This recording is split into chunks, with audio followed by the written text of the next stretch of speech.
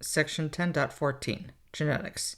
In this section, we'll assume that inherited traits are governed by a set of two genes, which we designate by capital A and lowercase a, or big A, little a. Under autosomal inheritance, each individual in the population of either gender possesses two of these genes, the possible pairings being designated big A, little a, and little a, little a. This pair of genes is called the individual's genotype, and it determines how the trait controlled by the genes is manifested in the individual. So over here we have a table that shows genotypes of parents and the probability that the offspring will be of different genotypes.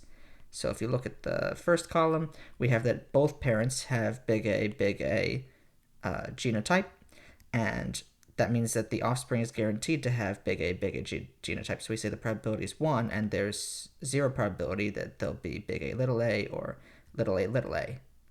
If one of the parents is big A and the other one is big A, then one of the genes is guaranteed to be A from the first parent, and then the other one could either be big A or little a, each one with 50-50. So it could be that the offspring gets both big A's if they get the big A from the second parent, or it could be they get one big A, one little a if they get the little a from the second parent. But there's no way that they're going to be little a because the first parent didn't have a little a. If you look at the third column, we have big A, and the other parent has little a, then no matter what, they're going to get a big A from one parent and a little a from the other parent, so there's no possibility that they'll be big A or little a. And the rest of the probabilities are similar. As an example, let's suppose that a farmer has a large population of plants consisting of some distribution of all three possible genotypes, big A, little a, and little a. The farmer desires to undertake a breeding program in which each plant in the population is always fertilized with a plant of genotype big A, and is then replaced by one of its offspring. For n equals 0, 1, 2, and so on, let us set an equal to the fraction of plants of genotype big A, bn equal to the fraction of plants of genotype big A, little a, and cn equal to the fraction of plants of genotype little a in the nth generation. We'll derive an expression for the distribution of the three possible genotypes in the population after any number of generations. So we know that the fractions have to add up to 1, right? Because altogether it's guaranteed to be one of these three. So an plus bn plus cn must equal 1, no matter which generation we're in. So for n equals 0, 1, 2, and so on, then an is going to have to be the previous generations of an, so that'll be an minus 1 plus half of bn minus 1, right? If we start with AA, then the parents could either have been AAAA, or AA, big A, big A, little a, or they could have been big A, little a. Well, they couldn't really have been because that probability is 0, but basically we're working backwards to get to the previous generation. If this is your an, then we have the fraction of these guys being the parents 1, and these guys being the parents half, and these guys being the parents 0. So we could write that as an minus 1 for the 1, and half for the bn minus 1 to accommodate for these guys. Remember, we're only looking at the first three columns because we're starting with the AA. That's what the farmer says, always fertilizing with AA. Okay, so then for big A, little a, that'll be our bn, and reading it, we see that there is 0 possibility for big A, half for big A, little a, and 1 for little a. So we'll write that as 1 of the cn minus 1 plus half of bn minus 1. And then for cn, notice there's no possibility that cn came from any of those guys, so we just have 0. Okay, and this is for n equals 1, 2, and so on. So how about now we write out what's going on here with a matrix. If xn is the vector representing current generation, it must be some matrix M times the previous generation, xn minus 1. The x is just ABC, so I'll write that. So xn is the vector composed of the current generation, an, bn, cn. So what we're saying is that xn minus 1 is the previous generation, an minus 1, bn minus 1, cn minus 1. And our matrix M, in this case, we can read off the coefficients. We have 1 for an minus 1, half for bn minus 1, and 0 for cn minus 1. Then we have 0, half, 1, and then all zeros in the last row. Okay, so what this is basically saying is that we can find any generation by going backwards from the current generation, taking m times the previous generation. So that means that I could do that again to get back even further. So it would be the same as going m squared times xn minus 2. 2 generations back. You just multiply by m twice. And we could keep doing that to get all the way back to the original generation, x0. So how about we write m equal to diagonalization p dp inverse, and that gives mn equal to p d to the n p inverse, because it's easy to take powers of diagonal matrices. So we will figure out what this diagonalization is. We'll write D equal to some diagonal matrix with eigenvalues lambda 1, lambda 2, and so on. So I'll put zeros in the other entries that are not diagonal.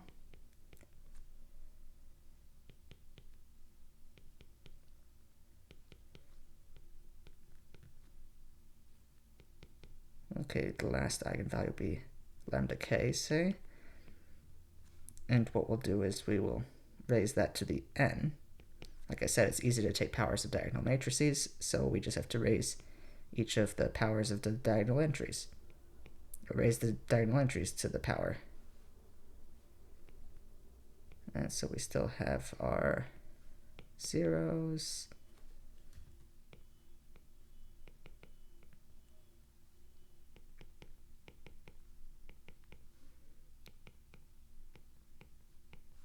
And lambda k to the n.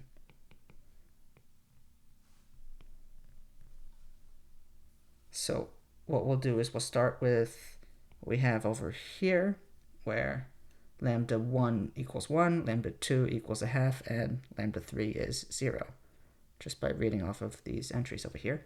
So we have lambda 1 equals 1, lambda 2 equals a half, lambda 3 equals 0. So first, let's look at what we get when lambda is equal to 1. And we want to take the matrix lambda I minus a, reduce it. So let's see. We'll subtract the lambda from each of the diagonal entries, and then we'll make the other ones negative. So we'll subtract from this guy and this guy. So when we do the subtraction, 1 minus 1 for lambda 1 equals 1, gives me 0. Then subtracting, I get a half, and I get 1. And then I'll get minus a half, making everything else negative, 0, minus 1, 0, 0, 0. Okay, good. And I'll join that with 0, 0, 0, and let's see what our solution is. So reducing this matrix gives us 0, 1, 0, 0, 0, 0, 1, 0. I just moved that row up. That was easy for that. And then the other one you can cancel, and I'll end up with a row of zeros. So this tells me, reading off of the first row, I don't have a leading 1 there, so I'll make x1 parameter. It's a free variable. x2 must be equal to 0, and x3 must be equal to 0. So that means that my solution x is t, 0, 0, and I can factor out t and get 1, 0, 0 for my eigenvector. So I'll take that as v1. So 1, 0, 0. And then for lambda equals a half, subtracting, I'll get minus a half, keep the minus a half, 0, 0, 0, minus 1, 0, 0, half, and I'll join that with zeros.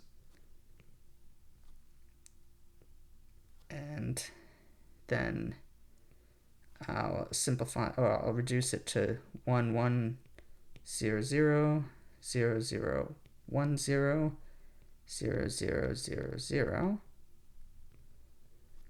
And that gives me x1 plus x2 equals 0.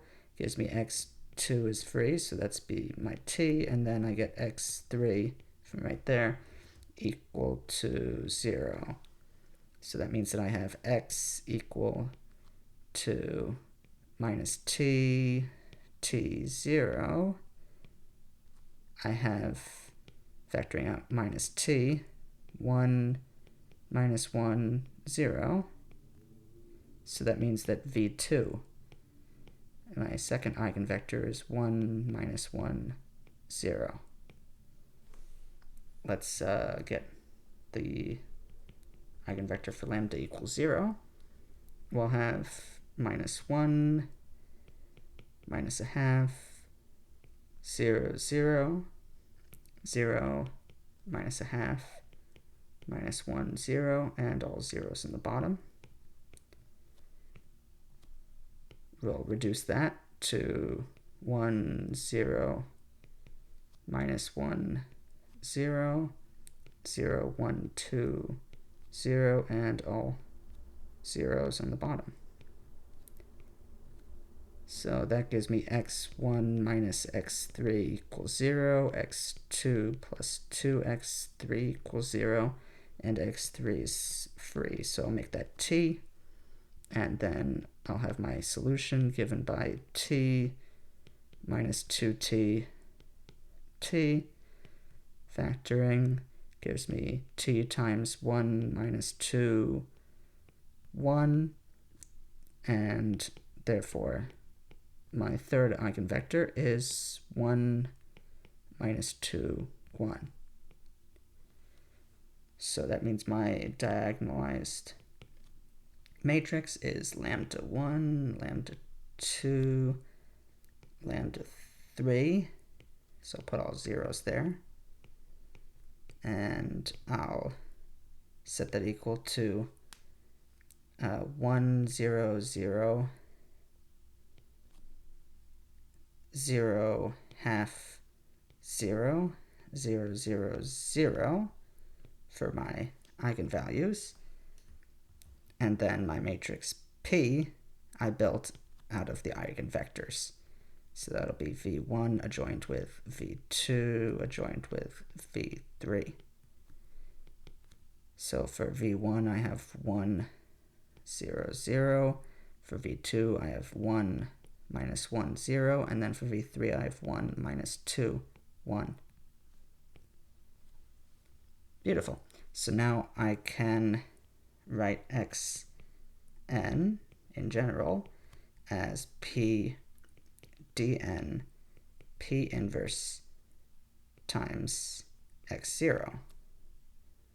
So that'll be 1, 1, 1, 0, minus 1, minus 2, 0, 0, 1, times, well, 1 to the n is just 1, so I'm taking d to the n now, and then 0, 0, and then 0, I'll have to leave half to the n, depending on what n is, which generation I decide to stop at, and then 0, 0, 0 to the n is still 0. The whole point of doing this is so that we can have a nice representation for that nth power of that matrix M, now given by D. So I have P inverse given by 1, 1, 1, 0, minus 1, minus 2, 0, 0, 1. And I'll multiply that by A0, B0, C0. So if I were to write things out, this means that xn can be given by an, bn, cn equal to 1, 1 minus half to the n, 1 minus half to the n minus 1, 0, half to the n, half to the n minus 1, 0, 0, 0, times the initial vector A0, B0, C0. So we actually got an explicit formula for m to the n.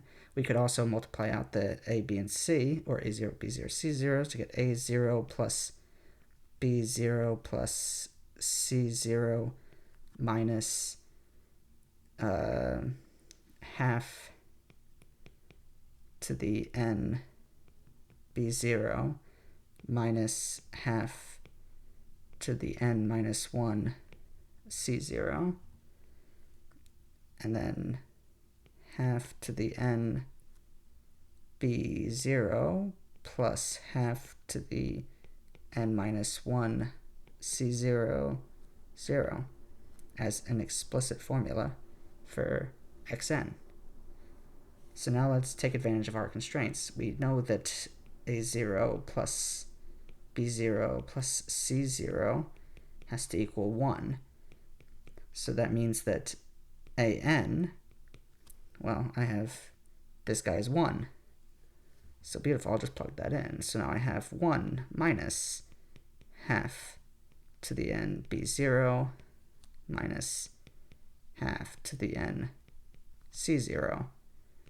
I get that bn, well, I'll have to keep b0 and c0, unfortunately, because I don't know exactly what's going on with them. So I'll leave that as half to the n b0 plus half to the n minus 1 c0, and I'll leave cn equal to 0. This is for n equals 1, 2, and so on.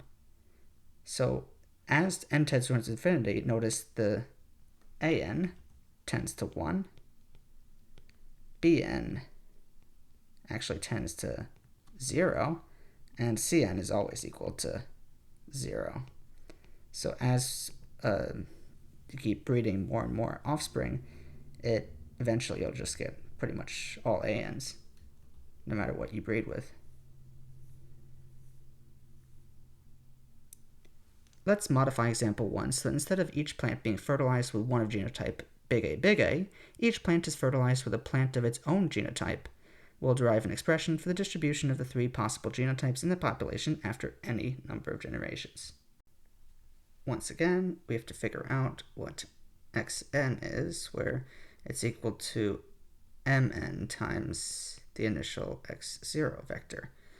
So in this case, m is going to be a little bit different because each plant is fertilized with a plant of its own genotype. So we will go back to our table and we'll pull up the columns where big A goes with big A. Let's see, big A goes with big A, and little a goes with little a. So that means we'll have 1, 0, 0 for the first column, 1/4, half, 1/4, and 0, 0, 1 for our matrix M this time around. So let's go back and put that in.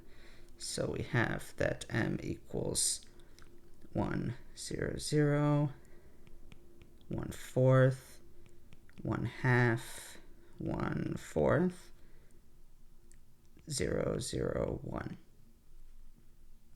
And once again, we have to figure out what m to any power is, so we will diagonalize it.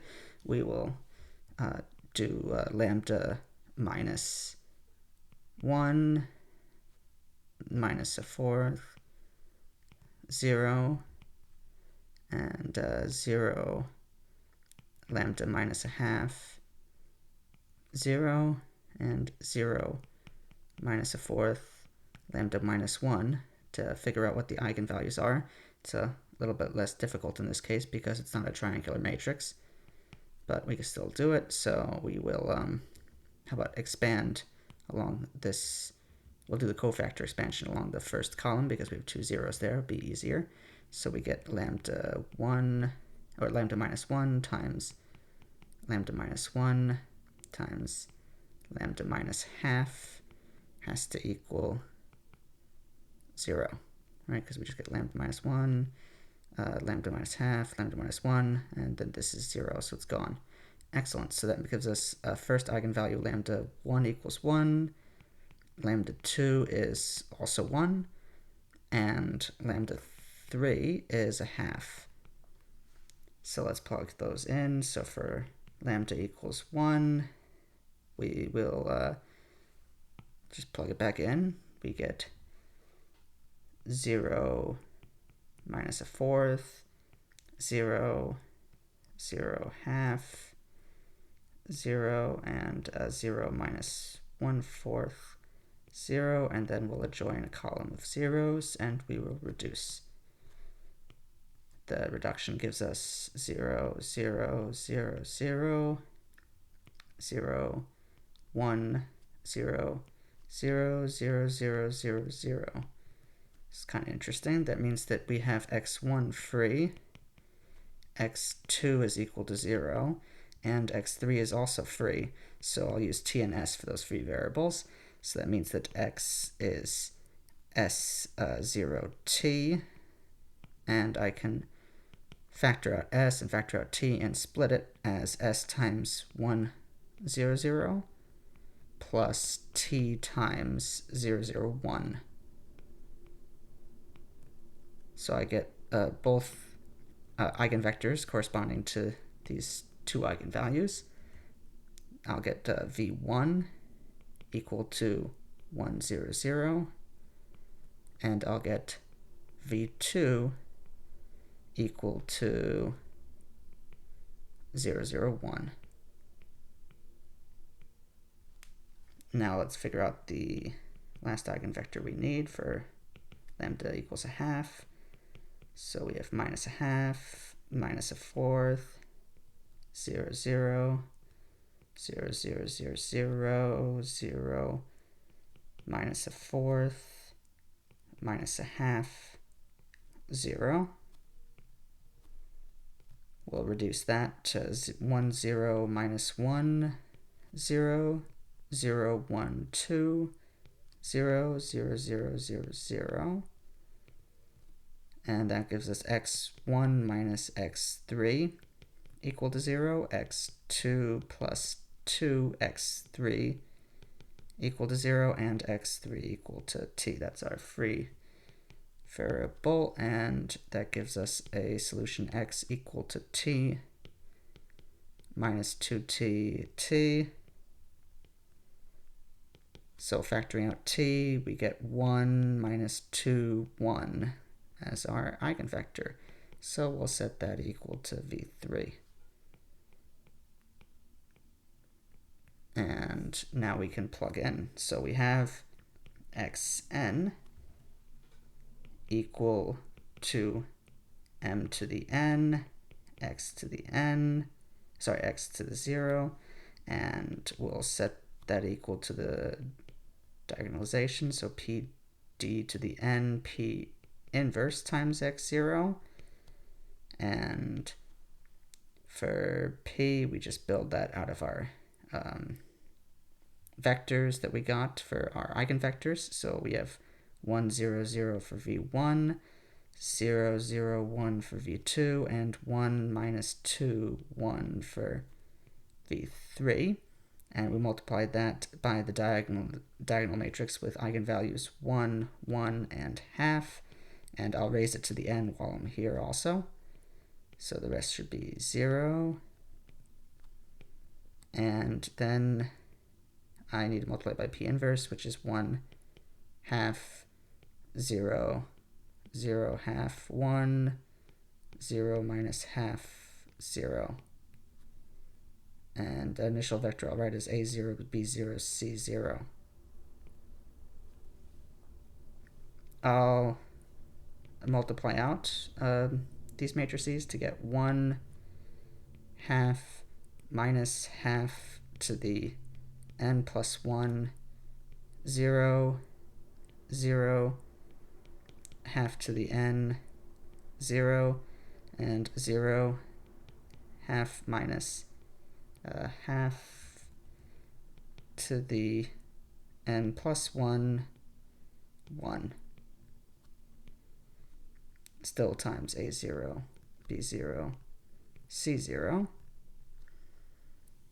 Then distributing through the A0, B0, Z0 by multiplying out, we can get that AN will be equal to A0 plus half minus half to the n plus 1 times B0. Bn is half to the n B0, and Cn is C0 plus half minus half to the n plus 1 B0 for n equals 1, 2, and so on. So let's look at what happens as n towards infinity so we can see the kind of what will happen for this population. We have an, looks like it goes to a0 plus half times b0. Bn, it looks like disappears. That goes to 0. And Cn tends to C0 plus half b0. So over time, it looks like you'll end up with an, Cn's, but no bn's.